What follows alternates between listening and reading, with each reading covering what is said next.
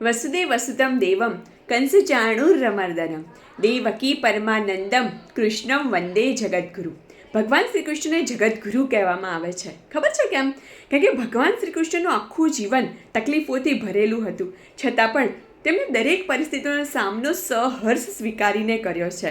તેમનો જન્મ જેલમાં થયો, જન્મ આપનાર માતા પિતાથી વિખૂટા થયા, જે ગોકુળિયામાં મોટા થયા એ ગોકુળિયાને પણ છોડવું પડ્યું, જેમને પ્રેમ કર્યો તે રાધાજીથી પણ વિખૂટા થયા, પોતાના મામાનો જ વધ કરવો પડ્યો.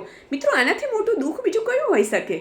માટે દરેક પરિસ્થિતિનો ધર્મને અનુસરીને કેવી રીતે સામનો કરવો ને એ તેમને આપણને શીખવ્યું છે. આપણે જોઈએ ને તો જે કૃષ્ણએ ગોપીઓના વસ્ત્ર ચોરાવ્યો છે ને એ જ શ્રી કૃષ્ણએ ભરી સભામાં દ્રૌપદીના ચીર પૂર્યા છે.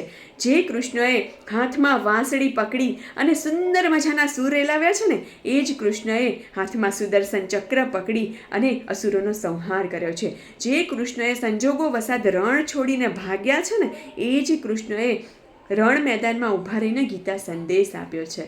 એને સમજવું આસાન નથી. ક્યારે કઈ પરિસ્થિતિમાં શું કરવું ને એ એમને શીખવ્યું છે, પરંતુ એ શીખવા માટે આપણે તેને આપણા ગુરુ બનાવવા પડે. જીવનમાં આવેલી તકલીફોનો સામનો કઈ રીતે કરવો ને એ શીખવું હોય ને તો શ્રી કૃષ્ણને તમારા ગુરુ બનાવી લો.